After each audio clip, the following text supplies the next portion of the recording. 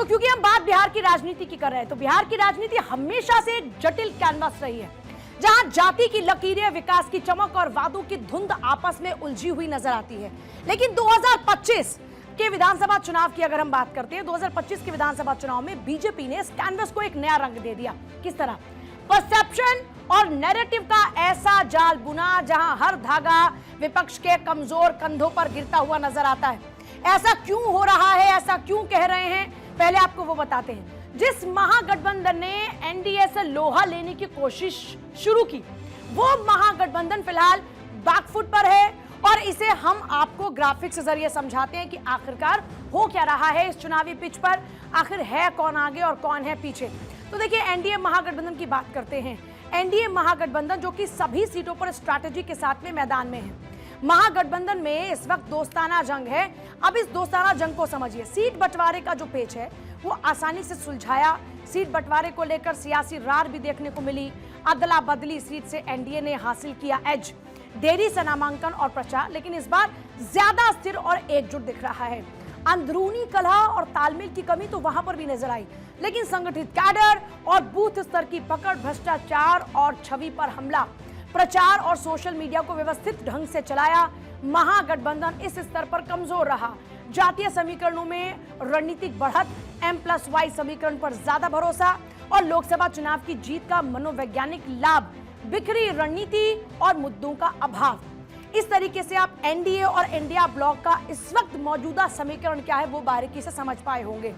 अब देखिए, क्योंकि विधानसभा चुनाव की बात हो रही है, तो विधानसभा चुनाव बस कुछ ही हफ्ते दूर है।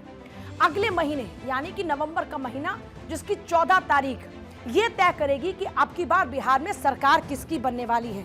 लेकिन फिलहाल जिस तरह से सीट बंटवारे की गति देखी जा रही है और इस बार का जंग, क्योंकि सिर्फ वोट को लेकर नहीं है इस बार की जंग, बल्कि दिल और दिमाग की भी है। बीजेपी ने एक बार फिर से अपनी चाणक्य नीति चली है और बीजेपी की यही चाणक्य नीति इस वक्त दोनों गठबंधन के हिसाब से अगर देखा जाए तो एनडीए को आगे लेकर आ गई है। और ये जो स्ट्रैटेजी है, जो चाणक्य नीति जिसका हम जिक्र कर रहे हैं, ये आखिरकार है क्या, जरा इसको बारीकी से समझिए। ये है बेसिकली नैरेटिव और परसेप्शन। इसके बारे में तफसील से आपको बताने वाले, लेकिन उससे पहले आपको महागठबंधन के बारे में बताते हैं कि महागठबंधन का हाल इस वक्त कैसा है और क्या है। तो देखिए, 243 विधानसभा सीटों वाली, क्योंकि ये बिहार की सीटें हैं, महागठबंधन में इन्हीं 243 में 12 सीटें ऐसी हैं जहां पर महागठबंधन के प्रत्याशियों में एक फ्रेंडली फाइट है। 12 सीटें आरजेडी और कांग्रेस के बीच, जिनमें 6 सीटों पर फाइट है। फिर सीपीआई भी इस चुनावी मैदान में है और सीपीआई भी, कांग्रेस सीपीआई के बीच में 4 सीटें हैं, आरजेडी वीआईपी के बीच में 2 सीटें हैं, जिस पर आपसी जंग बनी। मतलब होना यह चाहिए था कि महागठबंधन और एनडीए के बीच में हो पूरा का पूरा चुनावी जंग, लेकिन इस बीच चुनावी जंग यहां पर इन 12 सीटों पर हो गई है महागठबंधन के ही प्रत्याशियों के बीच में। अब देखिए, इस फ्रेंडली फाइट पर एनडीए के नेताओं को मिल गया मौका। अब एनडीए के नेताओं ने महागठबंधन पर हमला बोलना शुरू कर दिया है और ऐसे में महागठबंधन के नेता अपने इस गठबंधन के बचाव में उतर आए हैं। जरा एक बार जो रिएक्शंस आए वो देख लीजिए। क्या कर रहे हैं उसमें आपको क्या चिंता होनी चाहिए?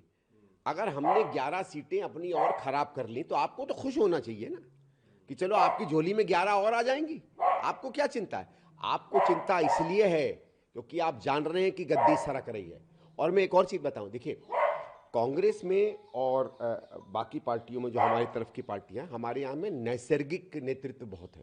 इस कारण से जब अलायंस होता है दिक्कत आती है। भारतीय जनता पार्टी में हर चीज स्ट्रेट जैकेटेड है और मेरा ये कहना है कि आपकी 10 15 साल सरकार रही है, उपलब्धि गिनवा दीजिए ना। नेता का प्रोग्राम छठ के बाद शुरू होगी। बिहार की गरीबी क्या है, इस पर उसको चर्चा करनी चाहिए कि आपने दिया क्या। सेंट्रल यूनिवर्सिटी नहीं दिया आपने, स्मार्ट सिटी नहीं दिया आपने, क्या दिया? तो आप इस पर बात करिए। महागठबंधन मर रही है कि जा रही है, आपको क्या चिंता? महागठबंधन का जिस तरह से टिकट के बंटवारे में और उम्मीदवार के चयन में सिर फुटौल हुआ है, आपसी मतभेद सामने आया है, इससे पता चलता है कि इनका संस्कार क्या है। और मतदाता यही देख रही है कि जो महागठबंधन, जो राष्ट्रीय Janata Dal, Congress, communist, VIP, JMM seat का बंटवारा नहीं कर सकती है, वो सरकार क्या चलाएगी? तो हम लोगों ने कैंपेनिंग बंद कब किया था? श्री राहुल गांधी जी 2029 की तैयारी कर रहे थे, तेजस्वी यादव जी 2030 की तैयारी कर रहे हैं।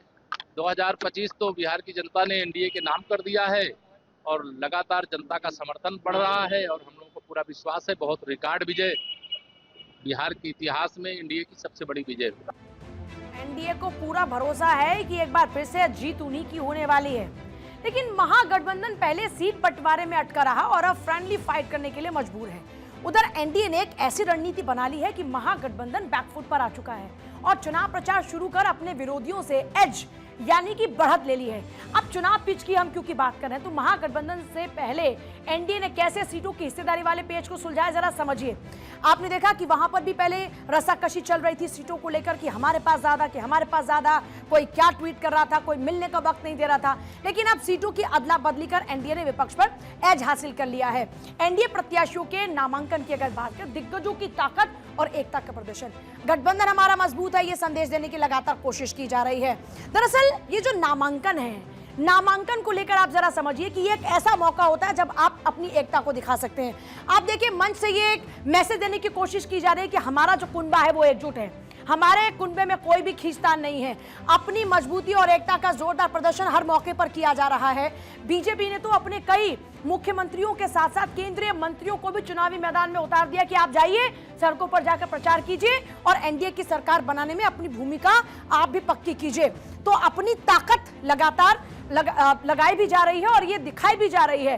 वहीं जेडीयू के जो मंत्री हैं और जो हम के मंत्री हैं वो भी नामांकन कार्य में साथ साथ खड़े हुए नजर आते हैं। किसी भी मौके पर ये ना लगे कि कहीं भी दूरी आ गई है दिलों में, रिश्तों में या सियासी तौर पर, और यही वजह है कि गठबंधन की एकता का भान हर मौके पर कराया जा रहा है। ये महागठबंधन के सामने एक बड़ी चुनौती भी बना।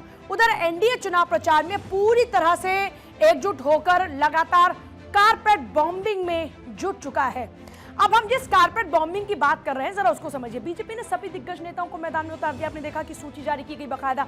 ये जो कारपेट बॉम्बिंग है इसके ब्रांड एम्बेसडर कौन है? इसके ब्रांड एम्बेसडर हैं खुद प्रधानमंत्री नरेंद्र मोदी। 1 दर्जन से ज्यादा सभाओं को संबोधित प्रधानमंत्री मोदी खुद करने वाले हैं। जरा समझिए, वो खुद चुनावी मैदान में प्रचार करेंगे। 1 दर्जन से ज्यादा उनकी रैलियां होंगी। 24 अक्टूबर से शुरू होगा प्रधानमंत्री मोदी का चुनाव प्रचार और वो एक्शन में नजर आने वाले। इसके अलावा अमित शाह विधानसभा चुनाव को लेकर फुल एक्शन में, खुद अमित शाह भी इस वक्त नजर आ रहे हैं। जहां पर भी लगता है कि थोड़ी सी भी रस्साकशी हो रही है, खींचतान हो रही है, तुरंत से अमित शाह आ जाते हैं, अपनी चाणक्य नीति के जरिए सब कुछ सॉर्टेड आउट कर लेते हैं। चुनाव दौरे को प्रभावित करने के लिए प्रधानमंत्री नरेंद्र मोदी के बिहार आगमन कार्यक्रम को सबसे पहले जनता की निगाहों में डाल दिया गया है कि यह तारीख है जब प्रधानमंत्री नरेंद्र मोदी बिहार में पहुंचेंगे, चुनाव प्रचार करते हुए नजर आएंगे। अब जरा समझिए, कर्पूरी ठाकुर के गांव से बिहार चुनाव प्रचार का श्री गणेश किया जाएगा। जानकारी के मुताबिक 1 दर्जन से ज्यादा रैलियां होंगी। कैंपेनिंग से अति पिछड़ा और पिछड़ा वर्ग पर नजर होगी। अब 36%, थोड़ा सा ध्यान से सुनिएगा, 36% अति पिछड़ा वर्ग और 27% पिछड़ा वर्ग का वोटर है। और यही नहीं, बीजेपी ने इस कदम को एक तीर से 2 निशाने के तौर पर देखा है। ये एक बड़ी स्ट्रैटेजी का पार्ट है।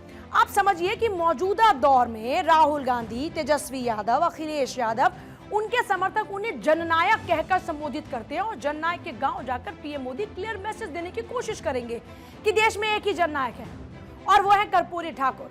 देखें तो एनडीए खासकर बीजेपी नैरेटिव और परसेप्शन के खेल में आगे है। परसेप्शन यानी वो चश्मा जिससे वोटर हकीकत को देखना चाहता है। और कुल मिलाकर कहें तो बिहार चुनाव 2025 में बीजेपी सिर्फ सीटों की नहीं, सोच की लड़ाई लड़ रही है।